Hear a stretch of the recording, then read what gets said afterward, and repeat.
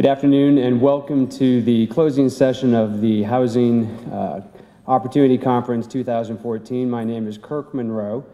I'm an Executive Vice President of Vectra Bank Colorado, which is a community bank here in Colorado, wholly owned by Zions Bancorp. I'm also the Chair of ULI Colorado. And since many of you are from out of town, I thought it would make sense to give you a little bit of a flavor about what the District Council is here in Colorado while you're enjoying your lunch.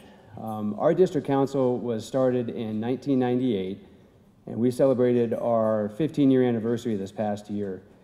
We have grown to be more than 1,000 members in ULI Colorado with about 250 active participants spanning 18 different committees.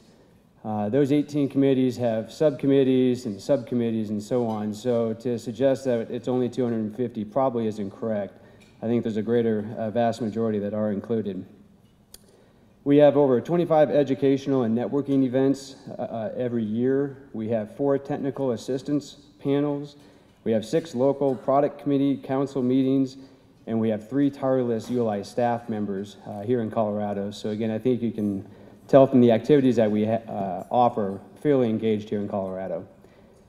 Wanted to touch on a couple of our programs that we're most pleased about wholly. One of them is called a Real Estate Diversity Initiative, or the READY program. And to the best of my knowledge, this is the only program of its kind within ULI. The READY program takes women and minorities over a 6-month period and takes groups of them through a real estate development project. So that could be from the planning stages, the construction phase, the finance phase, and then it culminates at the end of the 6 months where they give presentations to the other groups. It is also sponsored by the Office of Economic Development by the mayor. So the mayor of Denver joins myself and others in welcoming the READY participants, and then at the end we will go and listen to the presentations, which is again is a pretty unique offering that we have here in Colorado. The second one is our partnership forum. This is for young leaders under the age of 35, and again, we have mentors throughout Colorado that will, over the course of a year, talk to them about real estate, again, different components of real estate, involve them with some of the projects that they're working on, again, in a mentoring component and perspective. So that's another activity that we're very proud of. And then 2 others that I'll mention this afternoon, the first one being our Building Healthy Places Committee. This is a continuation of our Sustainable Committee, which when we look at building healthy places, believe that sustainability is a component of building healthy places, but it's not the only part of building healthy places.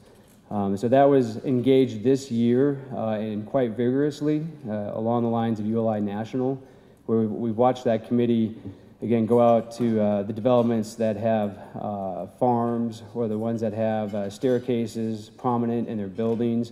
Again, just trying to reinforce the idea of building healthy places. And then the other one I wanted to mention is our Women's Leadership Initiative. I believe that throughout all of the 51 district councils, there's 9 or 10 that have taken on the Women's Leadership Initiative. We are one of them. That started from a grassroots perspective, and I know we've met, whether it's a spring meeting or the fall meetings, on a national perspective, but here in Colorado, we kicked that off 2-3 weeks ago with our first gathering. We had probably 65 people to come in what we called our fireside chats, where we find someplace that actually has a fireplace, and then we sit next to it and have a very intimate discussion. This was, the first one was with Kim Day and Dana Crawford, Kim Day being the head of DIA, our airport, and Dana Crawford very instrumental in Union Station. And they talked about the various components of their developments and also being leaders, women leaders in our community. Okay, I'd like to welcome us all back for our afternoon panel discussion where we will hear about local projects that have broken the mold in health and housing. It is with great pleasure to introduce the moderator of today's session, Patrick Coyle. Pat Coyle has over 30 years experience in business development and affordable housing finance. He has worked at all 3 levels of government and is currently the director of the Colorado Division of Housing. As director, he focused on expanding the state financial resources for affordable housing, primarily for homeless, individuals and families for persons with disabilities. He believes that stable housing provides a significant public return on investment by giving households the safety and security to thrive and stabilize their lives. Please join me in welcoming Pat Coyle.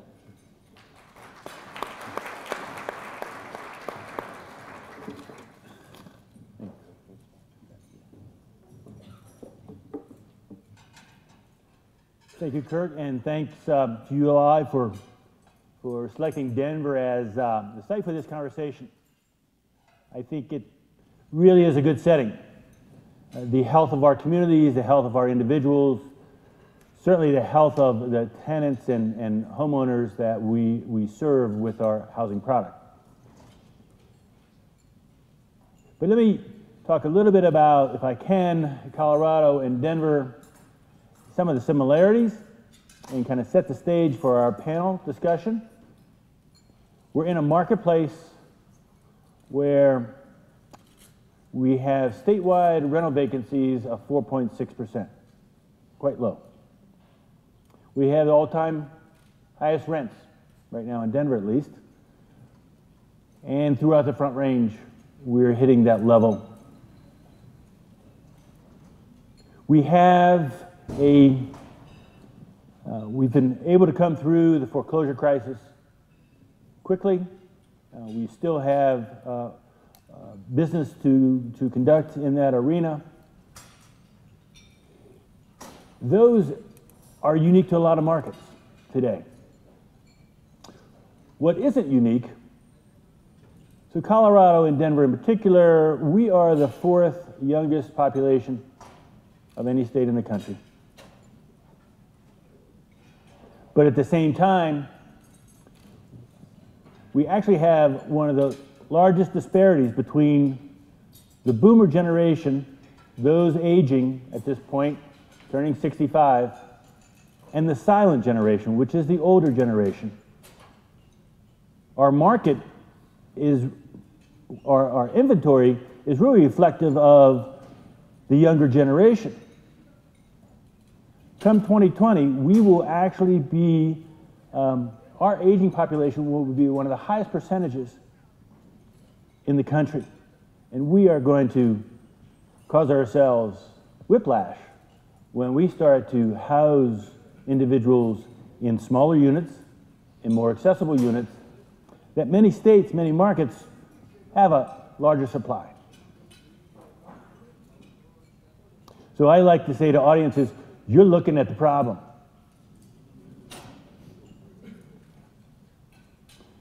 And it is our panel today, the discussion you're going to hear, is how we're addressing that unique housing product that combines the health of the community, that works with intergenerational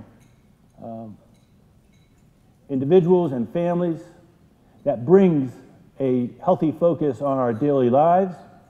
And I certainly couldn't be prouder than how particularly Denver is addressing this change in demographics.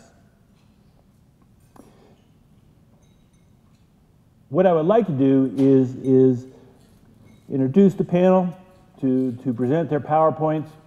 We will go through a series of questions for your benefit and ours as well. I will be asking the panel questions, and then we will open it up to the audience to pepper them with questions as well. But let me just, one other thing about the baby boomer generation. Don't believe what you're hearing on radio, on the late night talk shows. We don't refer to ourselves as the Stone Age generation. Other people do.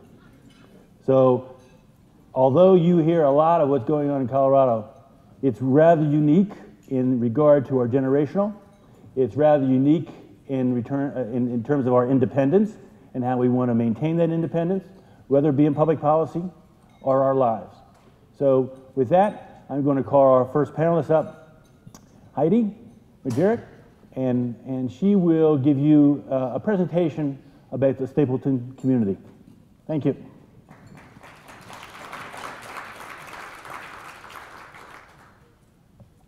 Good afternoon, everybody. My name is Heidi Majerik. I'm the Director of Development for Forest City, working on the redevelopment of Denver's former airport.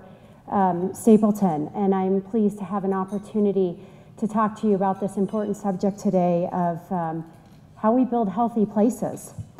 So I want to start with this. Can I move out in front of here? Just this, yeah, okay. So now he's gone. There he's back. So this is Harry Truman when he is being sworn in as Jackson County presiding judge in 1927. A presiding judge is what we would think of as a county commissioner. And Jackson County included Independence and Kansas City, Missouri. And in his role as a presiding judge or county commissioner, it was up to Harry Truman to build a lot of the infrastructure and civic places and the built environment for those people. And what Harry Truman said he would do, he said he would build parks and recreation grounds at points easily available to all of his county population.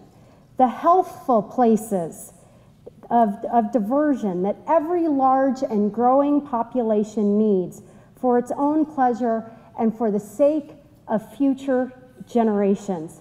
So Harry understood very, very clearly how the built environment can either support or degrade public health.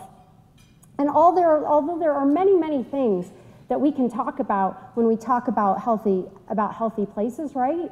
What I'm going to focus on today is how the built environment can support active living and how it can also support a community and help to build the social fabric that creates social contract amongst each other or social connectedness. And I'm going to do that in context of the redevelopment of the old airport. So you can see here this is our land plan. So anything in yellow are our neighborhoods, anything in blue is civic, the purple is our light industrial, the reds and the salmons are our mixed use. So, our mixed use cores move out higher density and then to our single family neighborhoods. And weaving through that land plan, you see our open space, how it's woven into it. So this development is over 4,000 acres. It built out 1,116 acres of it will be regional parks and open space.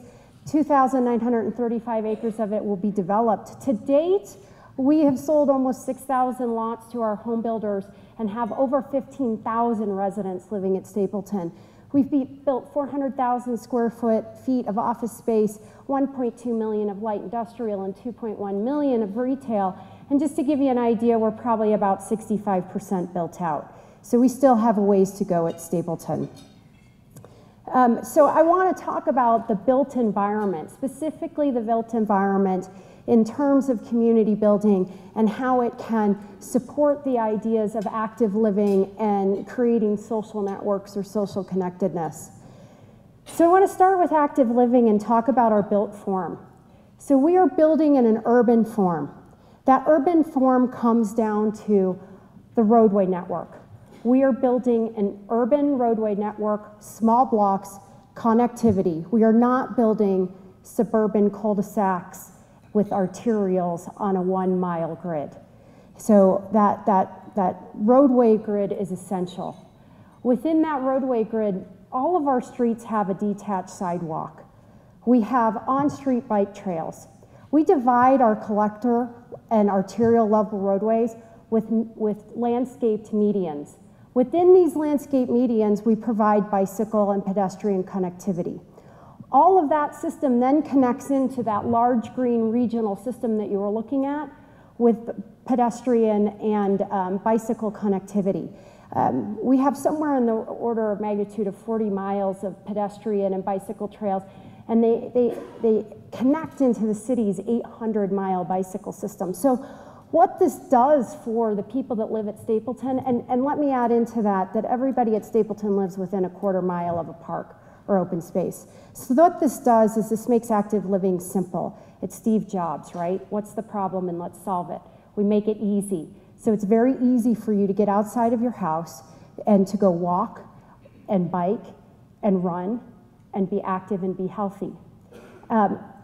The other thing that it does, because of our mixed-use patterns and our density and how we build in density, is it puts all of your services close to you. So if you're going to your yoga class in the yoga studio, or you're going to your CrossFit class where you're going to get healthy, well, guess what? You're going to do it on foot or by your bike. And what we know about Stapleton is we know that our internal car trip generation is low. So what it means is that if our folks have to leave Stapleton to work, if they have to get in their cars, they go in, they get in their cars, they come back, and then they leave their cars. And we know that when we get out of our cars and we don't live in our cars, that it improves our health. And that same system, that same pattern, that development, the way we build the built environment also supports this idea of social engagement. So now when we get down to the fine-grained level of how we build our homes at Stapleton, we build our homes with our porches fronting the street. And so we're very specific about creating a semi-public realm on the porch and the sidewalk, which is the public realm, which supports an opportunity for what I call spontaneous engagement, where I'm not planning to see you, but we run into each other on the street or in the parks. And you layer that in with the 120 so events that we have at Stapleton, and it knits this community together in a way that we saw very, very clearly in the downturn, which was we had people that were facing foreclosure. And we had neighbors get onto our blog site and say, hey, I'm setting up a First Giving site. Donate, let's keep our neighbors in our houses. And we were able to keep people from losing their houses many, many times, again and again. And I'll leave you with this thought. There is one of my favorite books is Robert Putnam's Bowling Alone, where he talks about the social disengagement of society through the food. I see some head nodding, so yeah, there are people like that book. And one of the things he points to is the suburban patterns of development where we hid into our, in our backyards. And he measured it through the lack of participation in PTAs and organizations like that. What we see at Stapleton is those organizations, so civic organizations, PTA, our Stapleton United Neighbors, Sustainability Committee, Transportation Committee, the Chicken Club, that there is a large participation in that and lots of people taking leadership, which shows that what Robert Putnam had been talking about is when we destroy the urban form, we destroy our connectedness to one another. And what is most important to all of this, and what we do at Stapleton and why we do it, is because of what Harry Truman said. This is not about us today. This is about future generations and assuring that healthful living is what we provide as a trustee to those who come after us.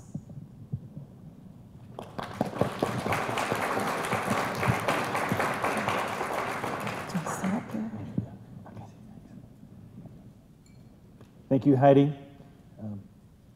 In case you didn't know, chickens are allowed in Denver. We've got a number of coops kind of springing up all around, and if you listen real closely in the morning, you may hear them, at least in my neighborhood. Next, let me introduce Susan Powers. And Susan is representing her firm, Urban Ventures, and really a development with Regis University and the area development that is becoming the talk of the town. And Susan is really a leader within our community and has a great story to tell. Susan? Thank you. Welcome. I feel like I'm preaching to the choir, and I think we are today, but I think by the end of this session, you'll all feel like you're part of the same cult, so I guess that's a good thing. So we have to take you from 1,700 acres down to 17 acres. And I want to start out with a question. So what am I doing here? Is this one? Yes. Okay. About why we care about health when we really thought our job was to just build the damn buildings. And you've heard the answer to that question. You see it on the streets every day. Oops, I guess I should do this. Thank you. There we go. You see it on the streets, you see it in these pictures. We don't need to go through all the statistics about childhood obesity, what's happening in our country, and the cost of health care. We clearly have an impact on, the built environment clearly has an impact on the health of our residents. And we know that the way we build, we design our streets, the way we design our homes and our neighborhoods really does have an impact on whether kids feel like they're safe to be playing outside. And it probably, when Renee speaks, there was no project that was more evident of that than in the South Lincoln neighborhood with Mariposa. So we have a responsibility there, and it doesn't fall on other people's shoulders, it falls on our shoulders to look at what's been built by many people in our industry and say we have to change the paradigm, and that it is our responsibility as well. As this diagram shows, and I'm not sure you can read it all, but it shows the built environment as one of the components of what it takes to build a healthy community. Obviously, there are a lot of other components about it, and economic success and lifestyle have a lot to do with it, but we can no longer deny that that's part of it. Today, I'm going to talk about a project that we've been involved with for a few years. This story starts about 7 years ago. It's called Aria Denver, and some of you have been on the tour, and you heard, and some of you also just heard Damien speak about the food component of it in the previous session. But the story starts about 7 years ago, and all that you really need to know is that it involves 9 nuns and a long conversation over a 6-pack of beer where we realized that it's true, that where we had a lot in common in our values. I didn't grow up as a Catholic. I didn't go to Catholic school, so I didn't have all of the shaking when I was around the nuns. So I just thought these were pretty interesting women. There are many men that every time I talk about nuns, they just they stand up straight. But what we realized after a lot of conversations with them was that we had a lot in common. We wanted to build a community that was socially, environmentally, and economically sustainable and equitable. These are Franciscan nuns, and these are the nuns that were on the nuns on the bus that were going around the country advocating for the Affordable Care Act. They're the nuns that stand in front of power plants and don't let them get built because of the environmental dangers. And they're very educated women who care an awful lot, see themselves as the stewards of the land, and they really have devoted their lives to serving the underserved. So that brought us to a conversation which was probably very different than if we were buying a piece of property through a broker that was in the suburbs. But we found that we had an awful lot in common with them. And with my partner, Perry Rose, Chuck Perry's here, and I thought I saw Jonathan, but I don't see him here.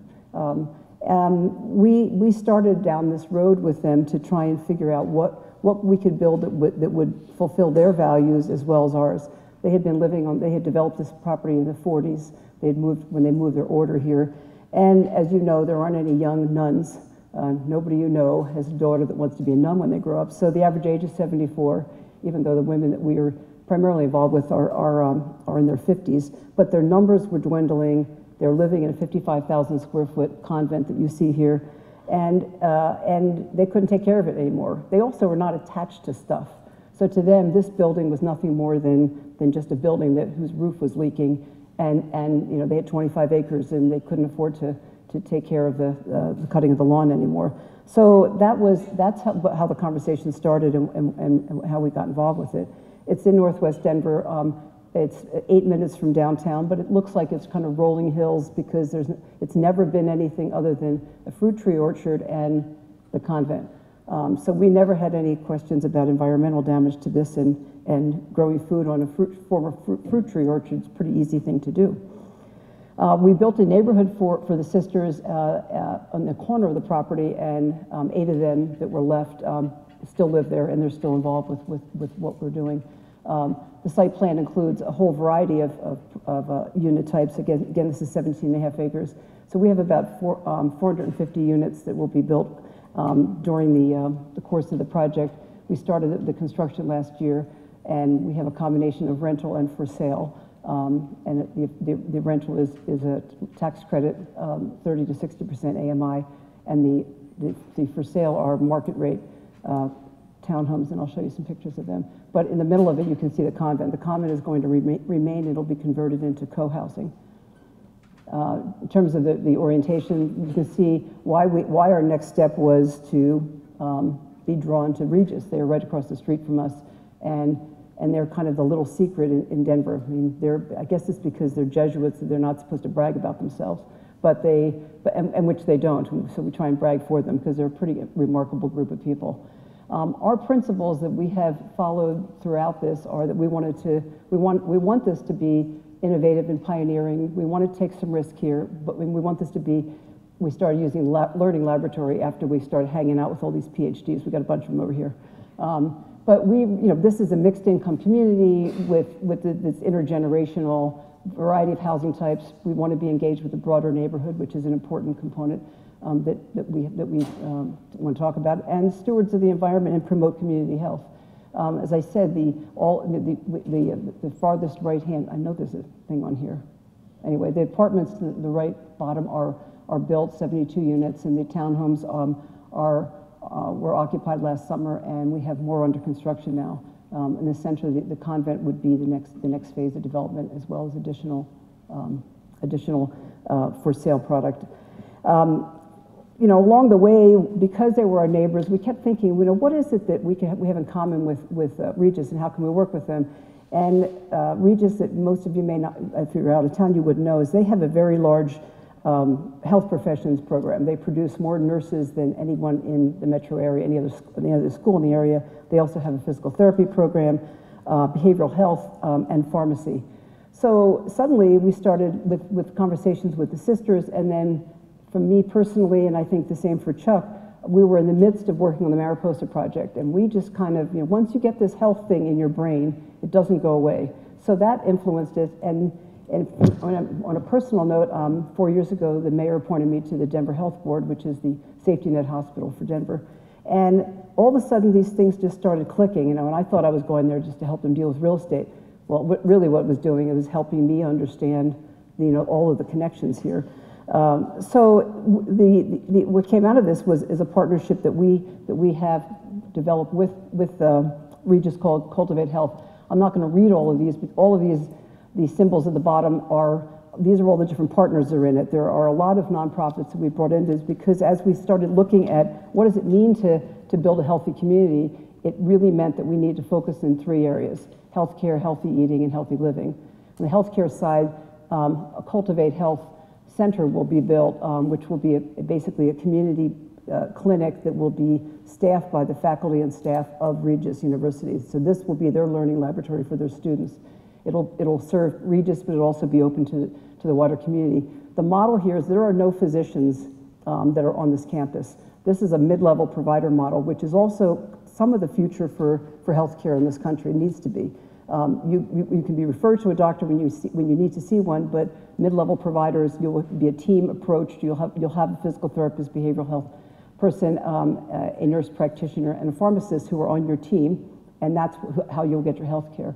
On the healthy eating side, the Seed to Plate program, which is what Damien was talking about previously, we have a 1-acre production farm, which is it's not a whole lot of space, but in an urban setting, this is kind of a test to make sure to see, and we believe it's true, that we can grow a lot of food here that can, and have this in a sustainable model. A portion of the food will be sold commercially, and that will subsidize the balance of the food.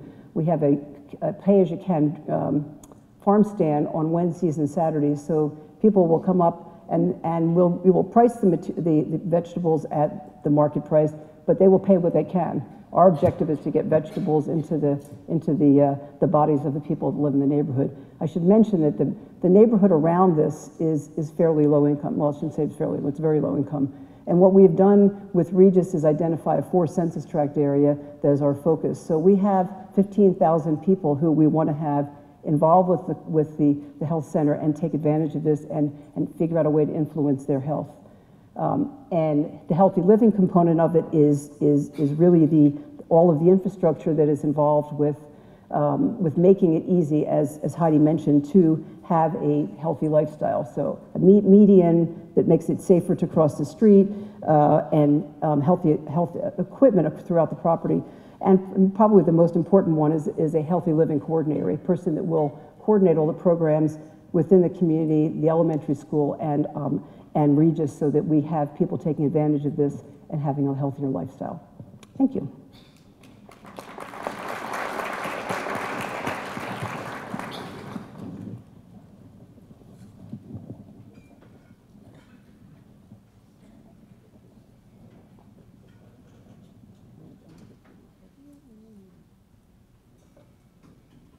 Thank you, Susan. And so adding to the chickens in Denver,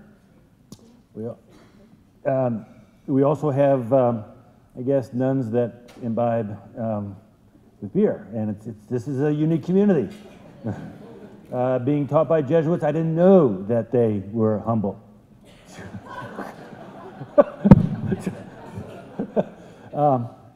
But let's turn our attention then to another facet of this community, and that is our growth along our transit systems and the efficiencies that that provide. I'd like to introduce Koelbel and his firm as he's going to feature their investment in senior housing, and particularly along the transit system. Carl? Thank you, Pat. Good afternoon, everybody. It's happy to be here. Sort of continuing the trend of going from large to medium-sized to small. I'm going to talk about specific projects that in one case take up only 20,000 square feet of land. So talk about specifically for attached housing and an affordable senior component, what we can do to encourage healthy living. So the first project I'm going to talk about is Yale Station. This is located at the Yale Station stop. We got really creative with our naming on this one. It was actually the first project in Colorado that received competitive 9% tax credits near a transit station. So this is something that we were very proud about. It opened in July of 2011, so we've been operational for near on 3 years. It is a mixed-use project. We have 3,000 square feet of retail on the ground floor that is occupied by a dentist, and it's age-restricted, so 55 and older. Here it is from a picture from the roof, and you can see that we are right next to the transit stop. It's right there, Yale Station. One of the things, actually the most important thing when we talk about doing smaller projects that are healthy is the location. And I'll talk about being creative of ways of finding that, but this was a former gas station site. It's a site that has been in our family for over 40 years. We were happy to change it, except for that I had to explain to my grandmother why she was no longer getting her land lease payments monthly from the gas station. But it is what being next to the transit station allows us to do is when you look at the usage of transit, and especially for the seniors that a lot of them don't want to drive or can't drive, it allows them to be active. We have 20% of our residents use transit daily. We do have some folks that work and literally every day will hop on the light rail and go to work. 75% use it weekly, and 90%, and actually I just talked to our property manager, and it's actually really 100% use the transit at least once a month, either the light rail or there is a bus that will take them to a grocery store, and it's the YMCA, which has a senior center. So you're really able to live at this location without a car and be active. Because of that, we've only got 40% of our renters are using cars, and a lot of those just sort of stay in the garage most of the time anyway. So it's an addition to getting them out and getting them active, we are decreasing their monthly payments to transportation. And when you talk about social engagement, there are certain things that we do with this community and this property to get folks to know each other. And we do them regularly through our operations. Those books that you see in the bookshelf there, that's a renter-initiated and created library. So just sort of something that grew up because they wanted that, and they manage it and they run that themselves. We've got monthly potlucks. We've got a nurse that'll come in monthly, and I think sometimes even bi-weekly, to sit in the community center and provide health care and consultation. We've got an annual Christmas party, and once a year we will buy Rockies tickets and RTD passes to get them down to a Rockies game. So really creating a sense of community there, and folks feel engaged with their neighbors. The next project is one that we just completed, just got our CO a couple days ago, called University Station. This is 60 units, again, income and age restricted and financed through the Colorado Housing and Finance Authority, 9% tax credits. And what's unique about this is when I talk about finding interesting and creative sites, this was actually a former detention pond that served the adjacent parking garage. So most people would look at this site, and in fact, CHAFA did not believe we could actually fit a building on this site. We were pretty sure we could, and in fact, were able to do it, but we identified a site that most people will drive by and go, we can't build anything there, and what we have now is a building whose back door is literally 13 feet from where the train door is. So it is about as transit adjacent as you're going to be able to find. And because of the size of the site, we actually entered into agreement with RTD to lease the parking spots, because we couldn't provide them on site, in their garage. And as a component of that, we had this whole thing agreed to with RTD and got board approval, and then we went in to actually start discussing it, and they said, well, you know, we sort of forgot to tell you that the federal dollars in here will not allow you to lease it. And we said, well, you know, if we bought transit passes for the residents, then they're transit users, so there you go. So actually every single one of the units here will be given a neighborhood eco pass with RTD. So again, allowing them to get out and to be active and to be engaged and to move around, you know, without, and decreasing that monthly cost. The other piece that was very exciting for this site was that it is right across the street from the University of Denver. They have continuing education programs. They've got great facilities for great gyms there, even though we've got one in our building, but they've also got sporting events. So it's really a way to be active and be engaged and get out of the house and get moving, which is important for everybody, but especially important for the seniors that are living here. The next two, these are two projects that we're currently under construction on up in Boulder. These are not age restricted, but they are also financed through the 4% tax credits through CHAFA. It's totaling 130 units. And again, the location here was really important for us. In addition to finding a location that was sort of near Goose Creek Trail and near retail, we got creative, and there was a glitch, or not a glitch, but there is an aspect of the City of Boulder zoning code that will allow you to build residential property on industrial land if it's a certain amount of the exterior perimeters next to residential or next to a park. So we were able to identify some of these sites that are well located, and you can see them there. We're right across the street from a gym on one of the locations, and right on Goose Creek Trail, which will get you to downtown Pearl at another. So again, the location for us is really important.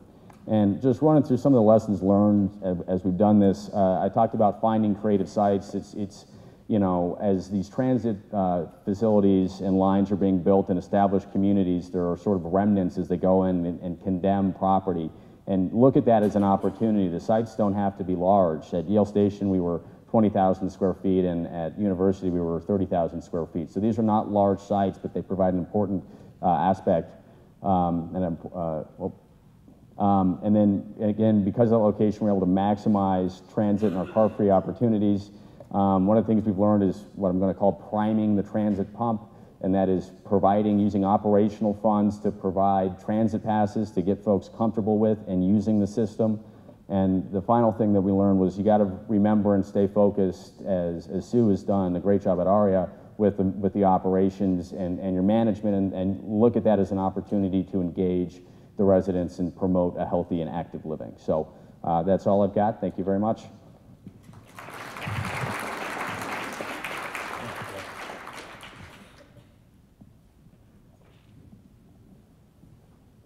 Thank you, Carl. And just to prove that how much of an advocate I am of affordable housing, so I changed my dentist to Corzon, who's located in your building, and it's a great dentist.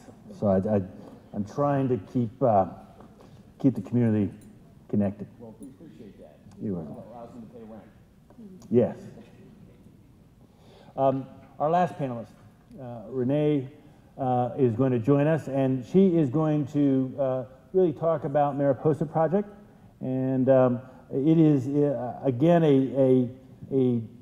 as all four projects you'll hear, a gem of this community. And Renee Martinez-Stone has really done a lot of work through the planning of a number of communities in the Denver area, and this is the latest of a long list. Renee?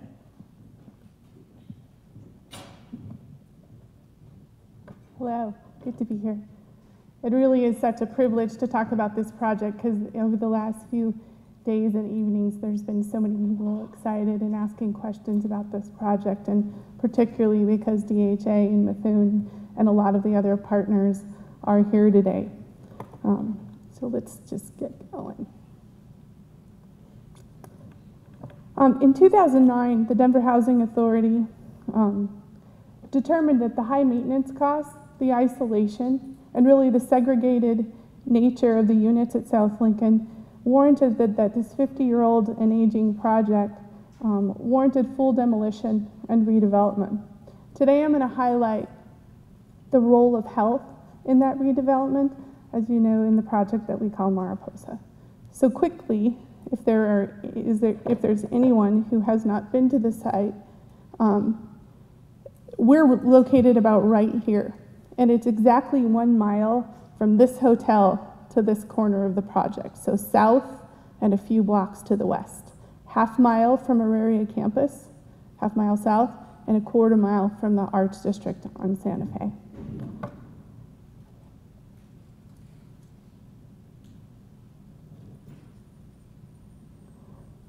Early planning, including a health impact assessment, identified the need for minimal displacement of the residents at South Lincoln.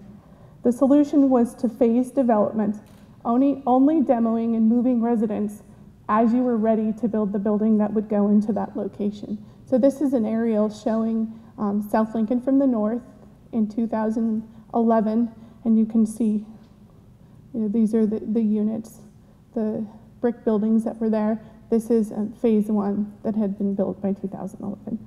15 acres for the South Lincoln property, and then an additional 2 in that area. This is an aerial photograph in late 2013. So you can see phase 1, 100 units of senior and disabled. These buildings here are phase 2, 93 units, really focused on family-friendly units, particularly in this building, and smaller units over here at the improvements along 10th Avenue. This is phase 3, 87 units. Phase 4, you can see is under construction. Phase 5, a Habitat for Humanity project, which is under design, will be 6 units located right here along Mariposa Street. And phase 6, which is currently in design, will be 94 units right across from the park. So you can just see Lincoln Park right in that area.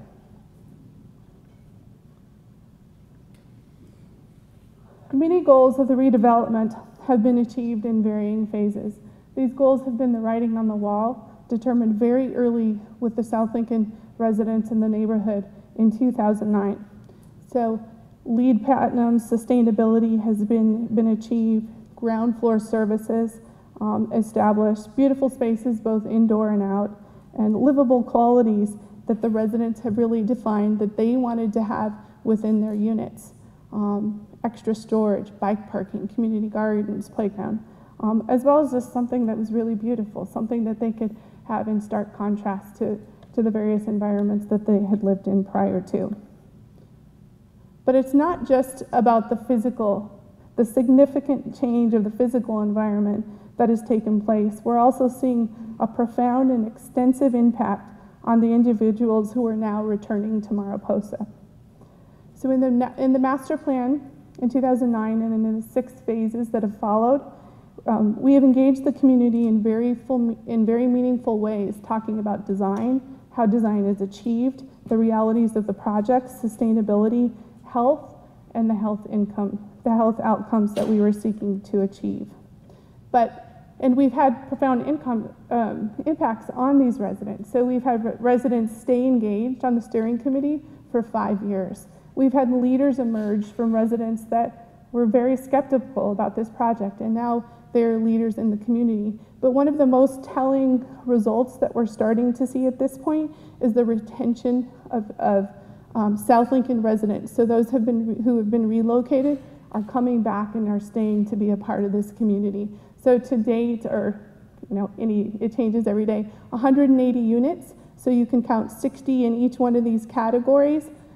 All of the public housing is returning South Lincoln residents. So this is a retention rate that's really much higher than expected and not very common for these type of projects. The services are coming in as the buildings are going up. Transit, no surprise, is cited as the #1 amenity that residents are proud to have. And what I think is really telling about that is they don't just say, I can jump on the transit. They're connecting that to their ability to be connected to jobs, to be connected to economic opportunity, to be connected to education. So many of them sound like those of us in the room that really believe in the impact of transit-oriented development. There are resident services provided by the Denver Housing Authority.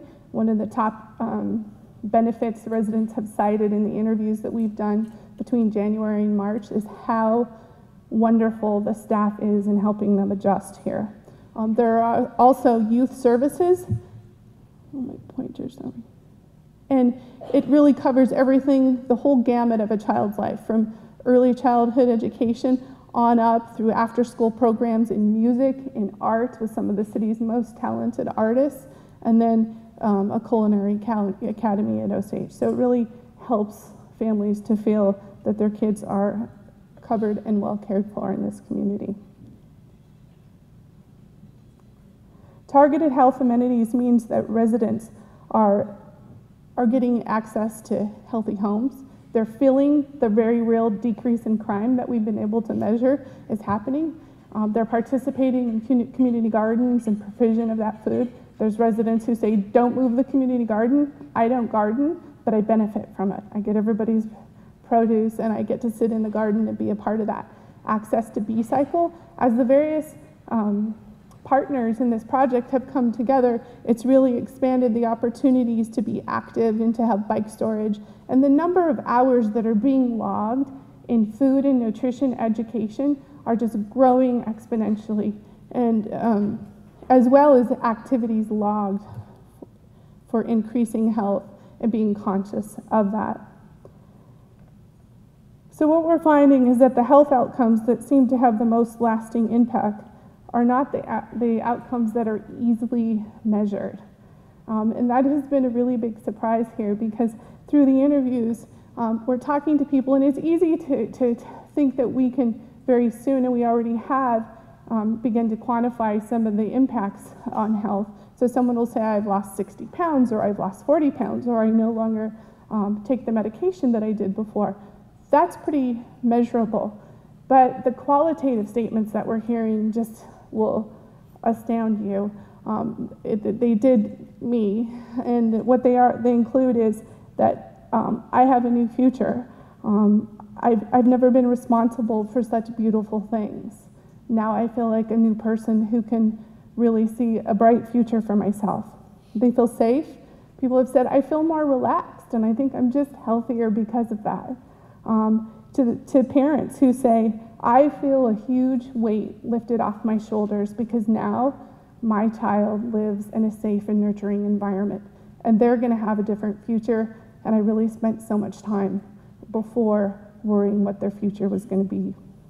So these stories are the result of design, result in knowledge of design and its impact, the teams responding to that, and really returning to those health indicators as a way of living. Social cohesion is having its impact, where people are starting to work out together and talk about these issues, and they're also not feeling the mixed income. Oh, there's mixed income here, that's fabulous. I don't know who it is, but I feel really comfortable that I'm not just a public housing resident who's easily identifiable within the project.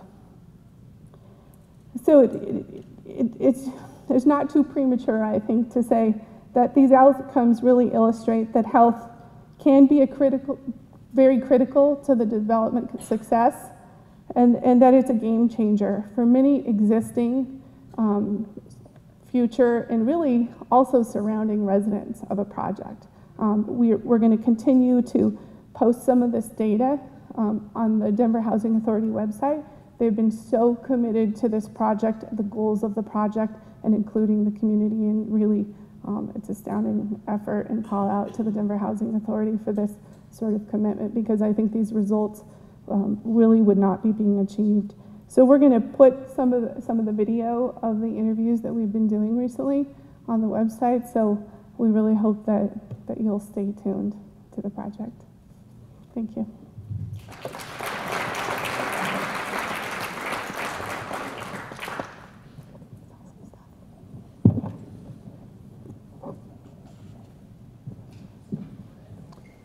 Thank you, Renee. You've got to understand the feedback from those residents are just an incredible insight into the value that housing is providing them, the security, the safety, and the health, and the bottom line, their ability to thrive, which is absolutely incredible. So for the next couple of minutes, maybe 10, 15 minutes, we are going to engage in some questions. What I would like to do is start this part of the conversation, opening up with about 3 questions, and then we will turn to the audience, and you certainly will have an opportunity to ask the panelists. But I'd really like to start off with a question for each of our panelists, certainly if they have a good idea about the business case for developing healthy housing. And let me open it up and see who might want to take a shot at that. I'm happy to. We have a pretty strong business case. I'd say the best example was the downturn. That was a pretty horrible time for everybody. We lost 2/3 of our staff. And I always say there was a silver lining, though, because it tested Stapleton. You can always say Stapleton was successful because of our location. We're 4 miles out of downtown. But our housing held its value. Our upper segments took value hits, but overall, every year through the downturn, we never went negative on value. And we continued to sell, and we continued to be the best-selling master plan community in Colorado. And what that told us was that there was value in that urban form, and that our homes at Stapleton and the way that it supports all aspects of health and well-being was valued by the market. Well, I think that's great. Yeah, and I would add that it's where people want to be right now. I mean, people, if you took a poll of, you don't have to ask people if they want to live in healthy housing, but what they want is they want a garden, they want to grow food, they want to be active, they want an environment that supports that. So building that into what the communities are that we're all building makes sense because it's what people want. And I can't imagine that there isn't a business case for it. I mean, there are a lot of us that are in the early stages of this, and that has to be evaluated down the road. And Chuck and I have, we made a decision on Aria. We have an acre of land that we could be putting housing in. I mean, we are leasing that to a nonprofit to put in the garden, the production farm, and we're doing that because we feel like that's an important part of what the community needs as a whole. But it's really because people want to live around that. People want to have that as part of their life. So I think it's a good business decision, and we'll find out, right, Chuck? I would echo that it's where people want to be, as we saw with our 2 properties, and as I've seen with other affordable properties in town, they lease up within 1 or 2 months if they're near transit.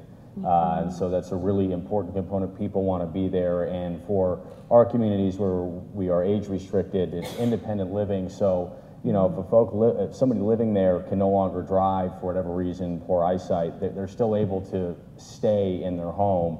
And so our resident retention, we think, is going to be a little bit higher because of our location and the sort of services that we provide. Certainly, you could have a business model that would be cheaper and faster if you didn't do all these things right. And so I think the value is in seeing, one, the long-term value and the long-term commitment of partners who come to the table for a project like this. If they weren't great places and there weren't great things happening, you wouldn't attract nearly the partners because it would just be, just another project. So I think that has really come to the fold. Thank you. And so the other insight I've had into this for the last couple of years is actually the business model that someone like the state of Colorado or other governments have. Because when you start looking at the health costs when you start looking at our aging population, the security issues, it really goes to our bottom line when it comes to providing, whether it be subsidized health insurance or any other subsidized service that is out there. The healthier the individual, the lower the cost to the taxpayer, ultimately. But let's turn our attention to something that's, I think it's a really transition happening across the country, and that is access to fresh food and what that means to the health.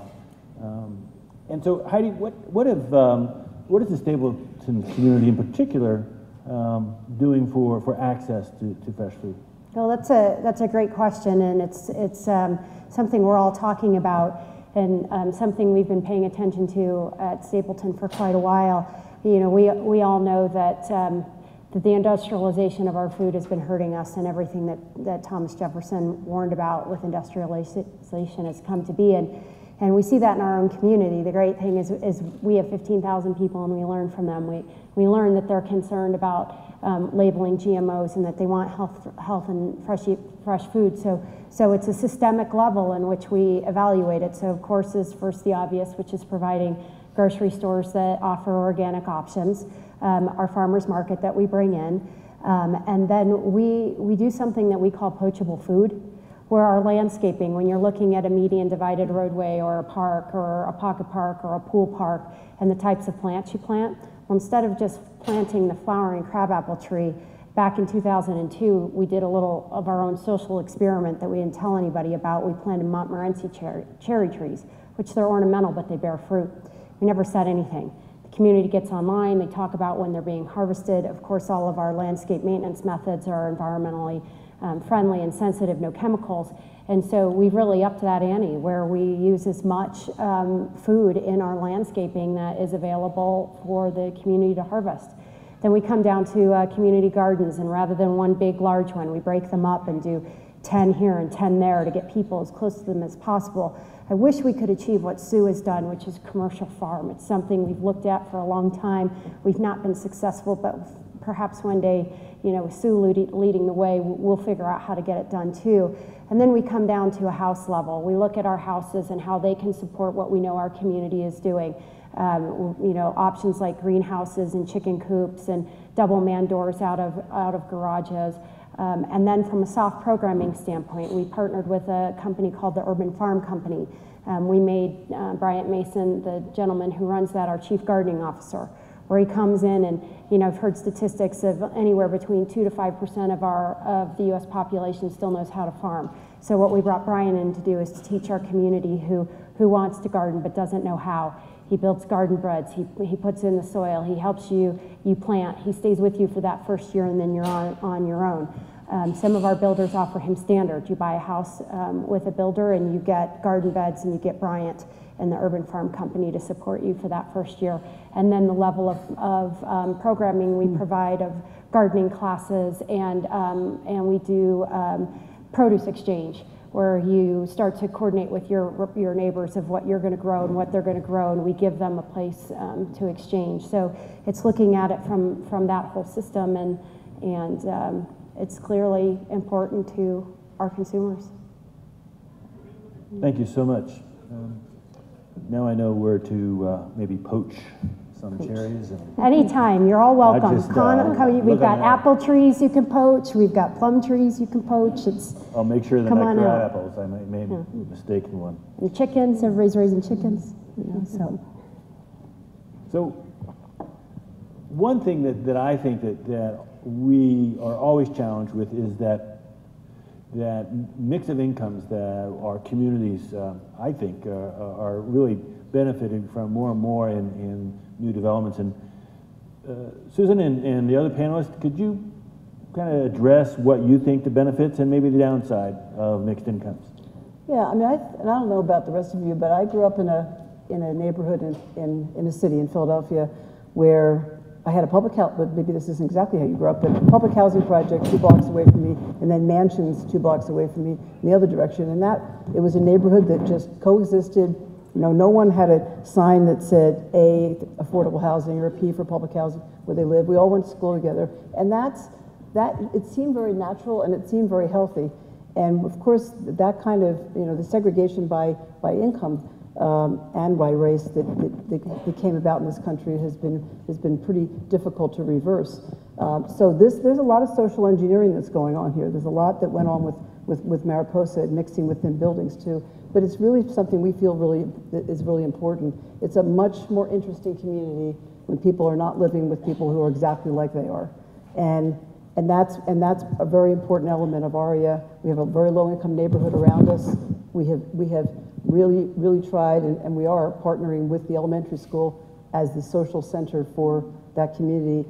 And it's a gentrifying neighborhood too. But within all of this, the mixing of incomes is really an important component, and we think it's part of a healthy community too. It's just being around people who just have a different perspective and a different life than you do, so you're sensitive to their needs and vice versa. Thank you so much. Any other comments from Renee or Carl? I'd like to comment. Early on in 2009, 2010, we did a lot of design charrettes with some youth, and these were youth that had grown up in public housing. And they would say things like, do you know what it's like to live in the ghetto? And to how that impacts how you feel about yourself, how you feel about your future, and how you never ever will want to work on or be in a room with those vinyl tiles, because you have them in every single room of your house. Not just the bathroom, but the bedrooms as well. And so some of that stigma that had been internalized by these kids, and how they could easily imagine what a new and more promising unit. We approach it from the community, neighborhood, and home at those different scales to break down that design and make it approachable, and just how prolific they were in talking about what that could look like, because they really were looking at it initially from one end of the spectrum. And so the mixed income has been fabulous thus far. 2 phases of that. People are not tuned into it. We still have people saying, okay, which units are for market rate? Are they the ones overlooking the park? And then the public units are here in the back. And the truth is that all units have been designed the same.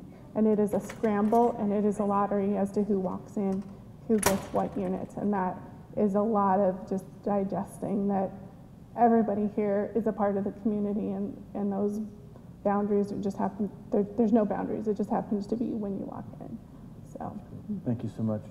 Yeah, one of the things that we've seen is that there seems to be a stigma towards affordable housing. You tell people you're doing, income restricted housing, and they get upset, but it's because they haven't really been exposed to what we're building now. I mean, if you look at the communities that are being built up, with the folks here on the panel, I mean, they're nice communities, and one of the things that we've enjoyed is sort of destroying that stigma. Yale Station was in a very established community, and they were upset that we were putting it in there, and now it's one of the better looking buildings in the whole neighborhood there, and being able to destroy that, and plus we're able to point to this to other municipalities and go, look guys, these are nice buildings, and you couldn't tell them from a market rate building if you didn't know the difference. So being able to sort of destroy that will allow us to move into different communities as well. Thanks so much for each of those insights. So what I would like to do is take next 8 to 10 minutes and open it up to the audience. There's a mic in the middle of the room, if you would use that so everyone can hear the question. And if you would identify yourselves, that would be great, or what community you're from. That would be give us some insight. So anybody have any questions, or I'll just continue with questions. Or actually, we can actually any questions from the panel that you want to ask each other?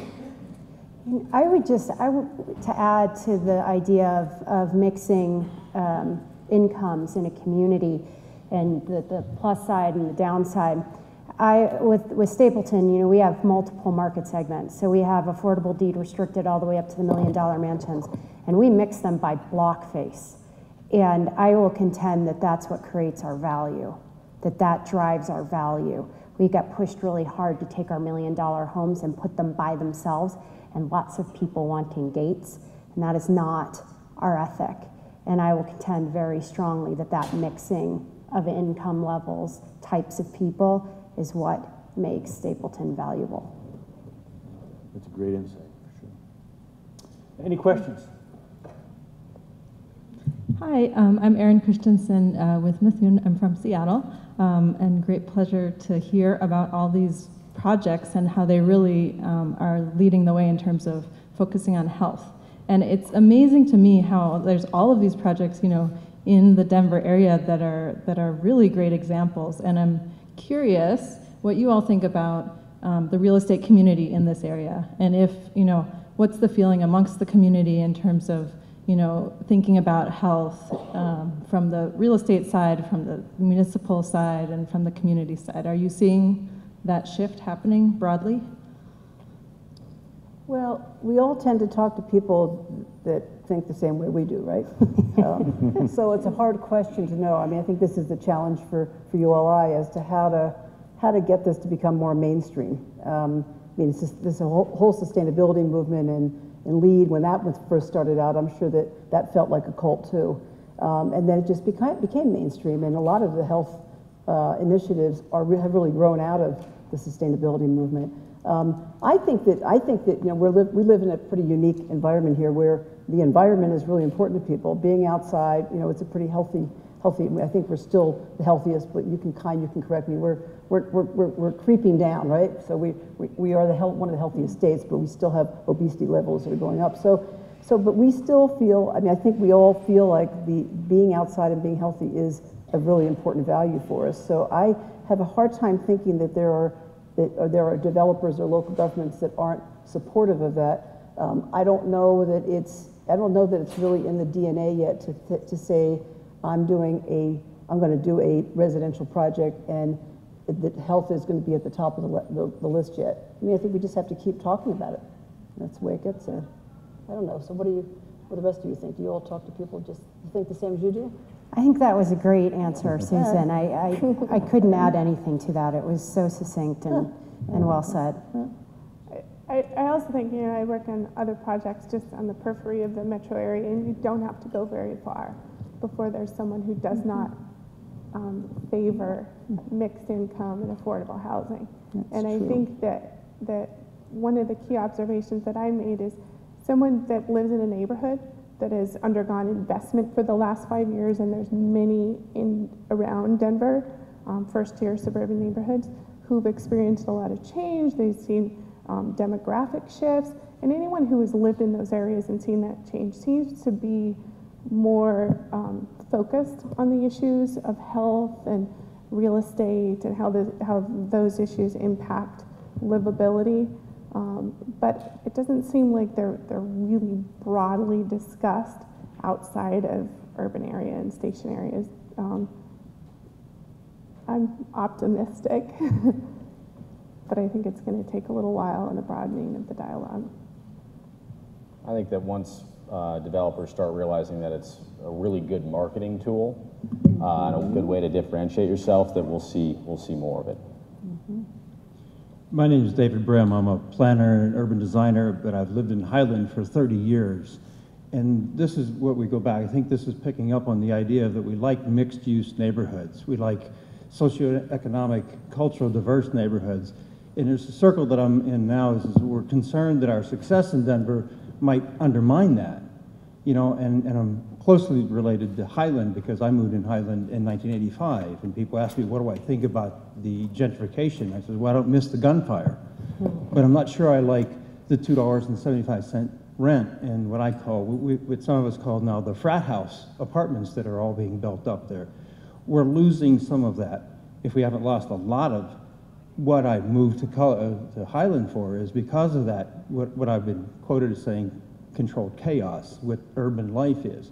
Are we really going to price our city out of that mixed use? We're all going to end up to be wealthy urban corridor that to be able to afford it, you're going to have to actually be forced to move out of the city and lose some of that cultural character that I love. I think we're all here preaching to the choir because we're all pretty altruistic here, but in the market world, I don't see anybody holding back. I mean, they're destroying beautiful little houses in my neighborhood and building up these 3-story duplexes.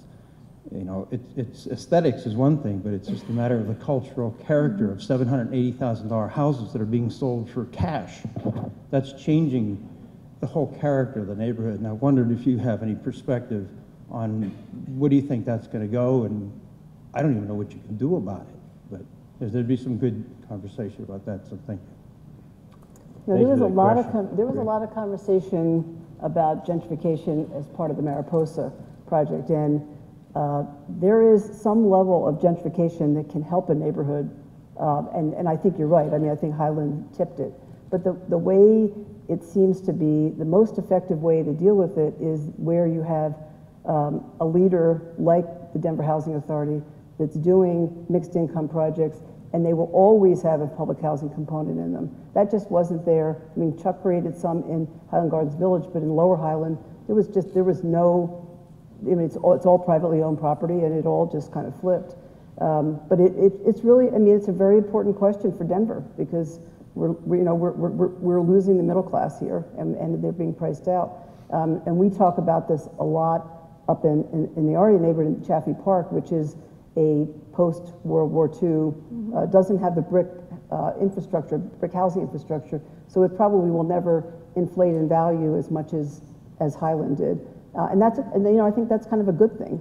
But it is an issue that unless you have tax credit projects that have long-term, I don't know what they are now, 40 or 50-year protections, but they're not forever even. We're seeing those downtown that we all thought would never end, that are coming to the end of them now, that were 30 years ago. So it's a really important question that this city and many others have to deal with. One of the things that I would really like to see the city of Denver change a focus and a dialogue on around this issue is the definition of providing affordable housing. There's a focus on providing for sale affordable housing in this city to 80% of the area median income. And I'd like to see it change more towards the types of projects that the other panelists are working on. I think that's imperatively important. On the question that you raise, I mean, there's a good news, which is we're moving back into our urban cores, which is much more sustainable in the long term. We can't continue to sprawl. Our resources can't handle it. So it's making sure that there's still a place for everybody. And what you're describing in your neighborhood is that there isn't. And I hope to see the city of Denver, focus that more of the energies on these affordable for rent types of wonderful projects that the panelists have talked about to assure that Denver continues to be a place for everybody. Thank you so much. It's great. So I'm Maya this will be Brennan. the last question from the audience, but we'll certainly hang around after. Thanks. I'm Maya Brennan with the National Housing Conference. I work in Washington, D.C., but I live in Baltimore, Maryland. And the question that I have for you is, we know a lot from research about how adding public transit increases property values. And you've all talked about a lot of great, mostly transit-oriented, affordable housing. Has that been happening so much in Denver and in Colorado because of your own missions, or is there a public policy that is really driving that and helping to ensure affordability in those kind of high growth, high value, booming areas? I'll take that first. It was actually a bit of a educational challenge with the folks at CHAFA and others in the municipalities to say, let's not lose the opportunity that we have. We're spending $6 billion as a region on a transit system, and these projects, whatever you build there, will be there for probably 30 years, if not longer. So you want to make sure you're doing it right the first time, and we're trying really hard not to lose that opportunity. I think the development community and those that really pushed and envisioned what the transit would do, the positive benefits that it would have, are really big proponents of it. But in a lot of cases, we still have to get them past the word density, around these station stops. They're starting to get that, and then the next stop is going to be, all right, now let's start talking about mixed income. They love mixed use, but you start talking about mixed income, it's another challenge, hurdle we're going to have to step over. I can address at least four policy changes. In the city and county of Denver, it was parking.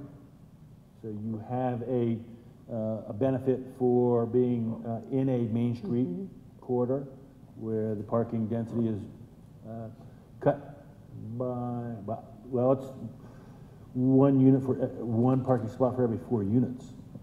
So huge change as opposed to 1.5 per unit. The other are the financial incentives. So the low-income housing tax credit program has a priority, and that's been in place now, I think, going into the 4th or 5th year. Even predating that, there was an initiative by lenders to focus their land purchases out in front of the developments around the stations and along those corridors. And in all, I think it's really a concerted effort to focus on it, but at the same time, look as it pertains to the regional context of the affordability of housing. And so you've got a lot of local decisions to be made, whether to the benefits of citing the affordable housing along these corridors as well. So you'll always have, you know, that tug of a core center and your surrounding communities. And the only other thing I would add is that there's a group called the Urban Land Conservancy, and I think there was a panel that somebody spoke on earlier, which created a TOD fund and started purchasing property at future light rail stations 10 years ago. So there are, and it's, you know, without controlling the land, there's no way of doing this because the market's isn't going to create the affordable housing. So they have been pretty effective in holding that land until the market is stronger, finding developers to build at stations, and that's, I think, has made a big difference as well. Well, thanks to the panel. This is going to conclude our discussion.